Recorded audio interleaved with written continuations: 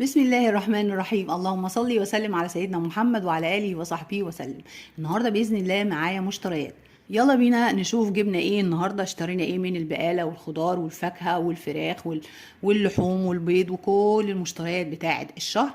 يلا بينا نشوف جبنا ايه بالعروض والأسعار.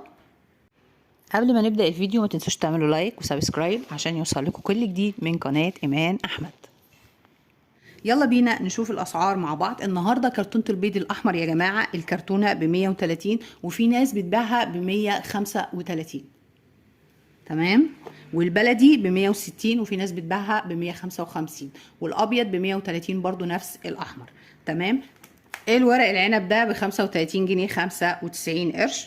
تعالوا نشوف الصلصه. طبعا احنا عاملين مقاطعه مع صلصه هاينز فجبت الصلصه دي اسمها ناردينيو اهي. الصلصه دي كانت ب 13 جنيه تقريبا.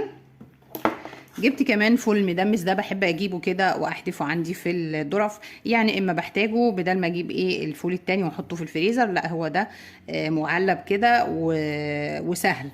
العلبه دي تقريبا ب 12 جنيه. جبت كمان اللي هو شاي الدايت ده، يا رب يطلع بس حلو ويجيب نتيجه، ده كان ب 17 او ب 18.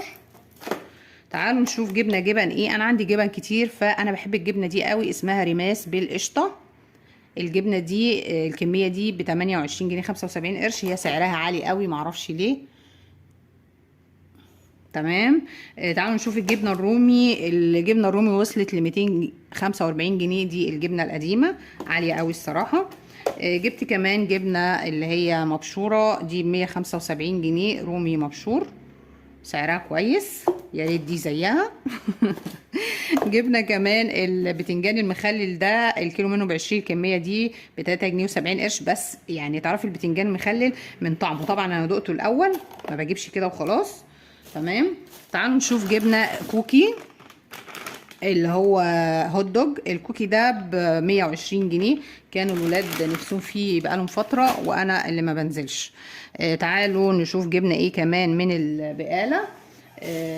جبت ايه جبنا كمان اللي هو طبعا زي ما قلت لكم مقاطعه، فانا لقيت الاريال ايه الرابسو ده ب 15 جنيه. اول مره اجيبه بصراحه، بس طبعا بنحاول نشجع الصناعه المصريه، وانا حسيت ان هو صناعه مصريه اهو تقريبا اهو صنع في مصر تمام. فانا عايزاه اللي هو العادي ده الكميه دي ب 15. تمام. تعالوا نشوف جبت ايه كمان.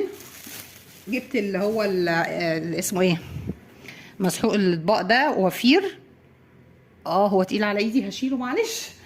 الاطباق وفير ده كان ب 54 جنيه 4 لتر، سعره حلو وحلو على الايدين وبصراحه مميزاته حلوه قوي، فانصحكم طبعا بالمنتجات المصريه. نجيب ايه بقاله تاني. انا جبت العيش ده. العيش ده اسمه بيت جدي، كنت بجيبه ب 13، دلوقتي ب 15 او ب 16. الحاجه بتعلى زي ما احنا عارفين. تمام. جبت كمان كنافه اهي، الولاد كانوا طالبوها مني برضو. جبت ايه كمان. طب خلوا الحاجات اللي الناحيه دي زي ما هي. تعالوا نكمل ده. بصوا يا جماعه، انا يعني ما كنتش عايزه الخبطكم بس شكلكم هتتلخبطوا. انا هشيل البيض ده لاني مش عارفه احط الحاجه كده واعرضها قدامكم. خليكم معايا يا رب تكون الاضاءه واضحه. هي يا جماعه اللمبه بصراحه اهي وجعت لي ايدي بصراحه، فانا هشيلها. يا رب تكون الاضاءه واضحه بالنسبه لكم. فاحنا دلوقتي جبت الكوسه دي ب 10 جنيه. تمام.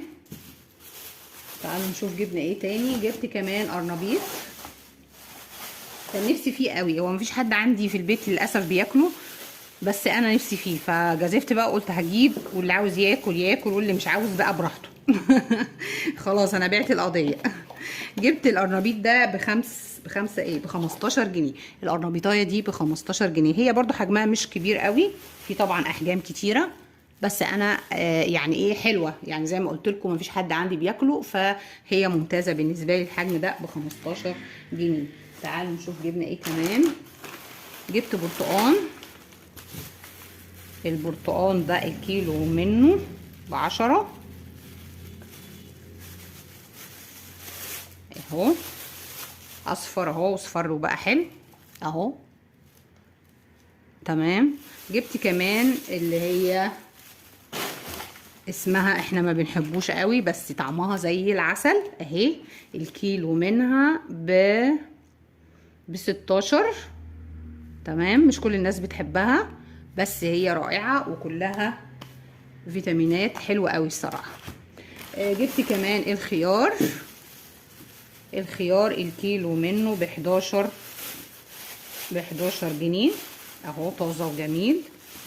بحب انقي اللي هو الكبير والصغير بحيث ان هو يعيش اكتر. تمام. تعالوا نشوف جبنا ايه كمان. هنا في ايه؟ هنا في بطاطس، دي شبكة كده على بعضها. بكام الكيلو؟ ب 16. الكيلو ب 16. يعني معرفتش انقي اكتر من دي الصراحة، على ما ابقى اجيب بالكيلو لان حسيتها انها مش متنقية كويس. جبت كمان كابوتشا، هي مش كبيرة قوي، وسط. تمام. جبت ايه كمان؟ نكمل الخضار. جبت موز الكيلو ب 15. تعالوا نشوف جبنا ايه كمان. جبت بتنجان الكيلو من البتنجان ب 10. ايه؟ بخمسة. دول تقريبا دول اقل من كيلو، 700 وحاجة جرام.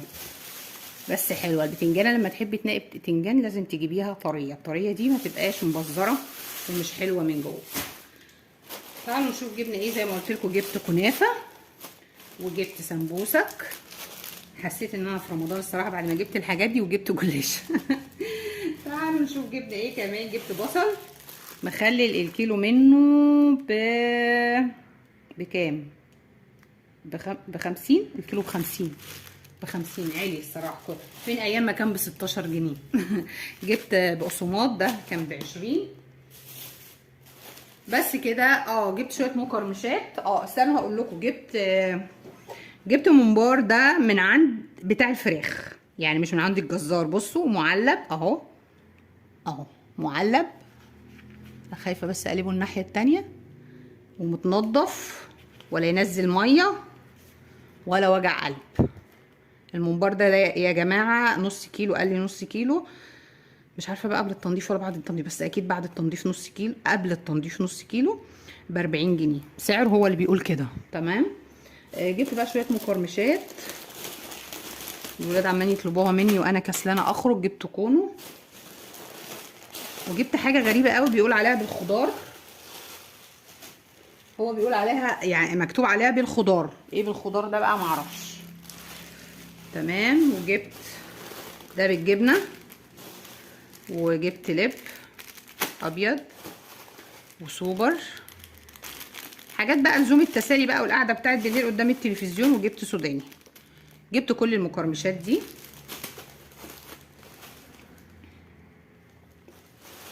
وبكده ما تنسوش تعملوا لايك لقناه ايمان احمد. اوبا اللب وقع. ما تنسوش تعملوا لايك لقناه ايمان احمد، وسبسكرايب لضيوفنا الجداد. ويا رب يكونوا استفدتوا بالفيديو وبالعروض والاسعار. وشكرا ليكم، والسلام عليكم ورحمه الله وبركاته. لايك كتير، لايك كتير يا جماعه، لايك كتير. لايك كتير هي اللي بترفع الفيديو. وده طبعا بعد ما تكونوا استفدتوا من الفيديو والعروض والاسعار بتاعتي لقناه ايمان احمد. باي باي.